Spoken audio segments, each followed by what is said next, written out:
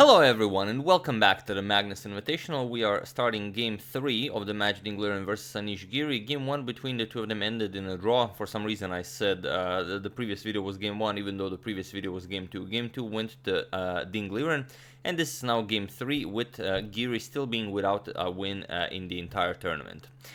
So Ding now leading the match. He needs only 2 draws to win the match, and let's see how it goes.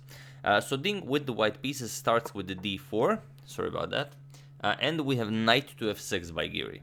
We have c4 and the g6, Giri also goes for the King's Indian defense, knight to f3, we have bishop to g7, and now e3. We have castles and bishop to e2, c5 challenging the center, and the d5, of course, advancing the pawn.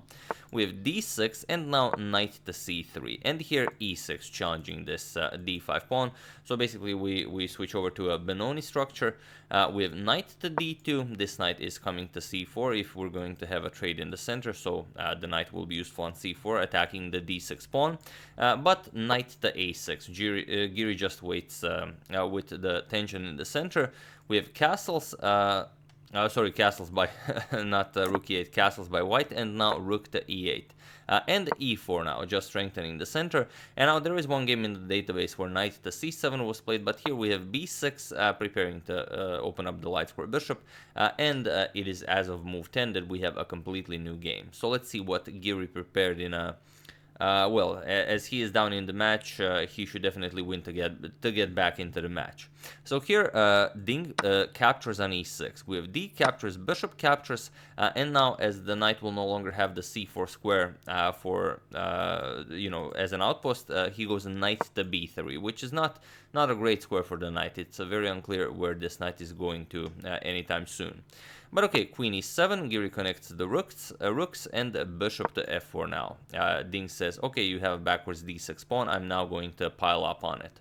So rook 8 to d8, Giri defends, and the queen to d2 now. Ding also connects rooks, prepares to bring the rook into the game, and now knight to b4 by Giri. And okay, rook 8 to d1 brings the third attacker to the pawn here, but now queen to b7. Giri just moves out of the way and says, okay, if you capture, we just trade. I'm going to capture on e4, and the queen also supports my knight. So f3, Ding strengthens the pawn, says, okay, I'm going to capture now, but Giri says, no, you don't, and goes queen to a6, now with a double attack on the c4 pawn. So Ding once again, a3, kicks away the knight, knight to c6, and now knight to b5, blocks the queen's attack to the pawn, says, okay, I'm going to grab on d6 on the next move, but Giri says, no, you're not, and goes queen to a4. Now again with a double attack on the c4 pawn, but also attacking the knight on b3. So here, queen c2, defending against both ideas, saying, okay, I'm probably going to capture on the next move, but Giri says, nope, not going to happen, knight to a5, and now puts a double attack on the knight here, and also a triple attack on the c4 pawn. So here, Ding decided that it's time to trade queens. So knight 3 to d4, now opening up an attack against Giri's queen, and here Giri trades. Queen captures, knight captures, and now bishop captures on c4, finally grabbing that pawn. With bishop captures on c4, knight captures, attacking the b2 pawn while also defending his d6 pawn. So b3, getting rid of one of the defenders of the d6 pawn, and now a6, not moving the knight, but rather attacking one of the attackers of the d6 pawn. So here Ding said, okay, b captures on c4, a captures on b5, and c captures on b5. And now, as the d6 pawn is still under attack, Giri just advances it with d5. And now all of a sudden we have this position where the material is equal, but Giri got rid of his weakness on d6. So okay, here you could just play captures, it doesn't seem to be anything wrong with that, but Ding decides to go for the active knight to e3. Kind of provoking d4, so you could go knight here and put pressure on the b6 pawn. Also bishop to c7 can also put additional pressure on the b6 pawn. However, Giri just grabs the pawn, d captures on e4, and as it's protected by the knight and the rook as well, it's a free pawn. So Ding continues bishop to c7, goes after the rook and the pawn here, but now rook to d3 gets the rook away with tempo as the knight is under attack now, and the Ding doesn't want to capture here and give Giri the passed d3 pawn.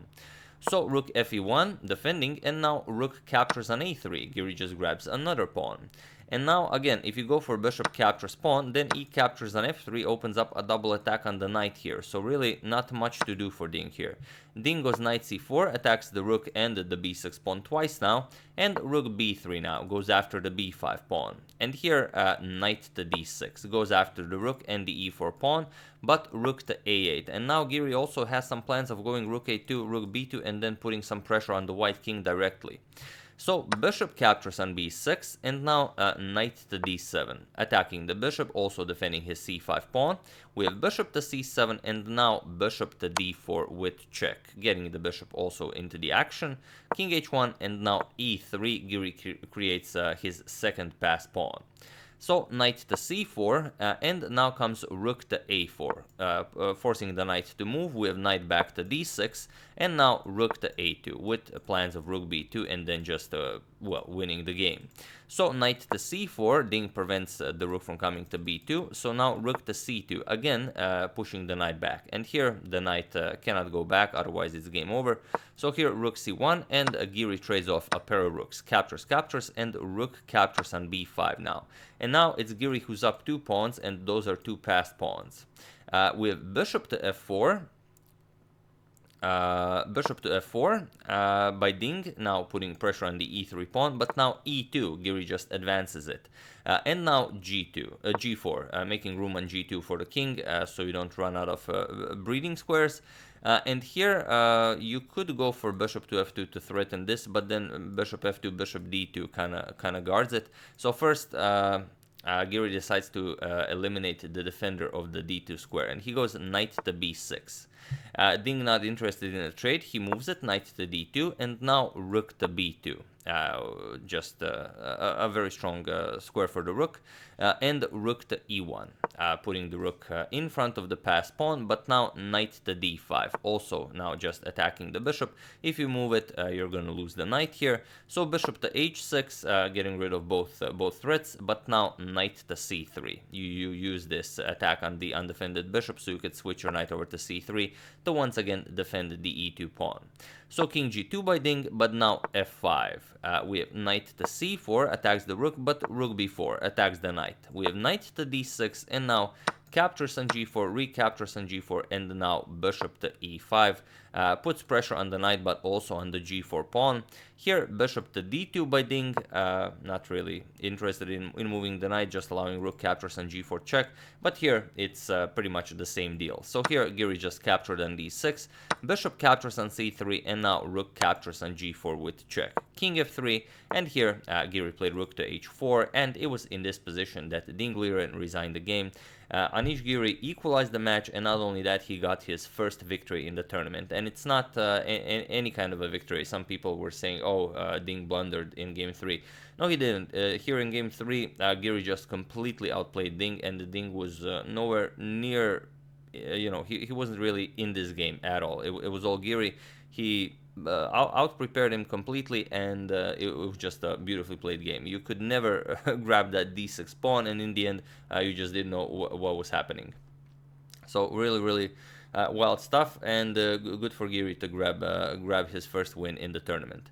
So this is game 3. The match is now tied. We're going into game 4, and if that's also a tie, we're going into Armageddon. So yeah, that's the game. I do hope you enjoyed it. I would like to thank Eric Pilkington, Callahan Cohane, Robert Greaves, Xavier Martin, and Andrew Robson for your contribution to my channel. Thank you a lot. I really appreciate it. As usual, you can check 2 of my previous videos here. Thank you for watching, and I will see you soon, continuing the coverage of the Magnus Invitational until it finishes. Thank you all. I will see you soon, and have an excellent rest of your day.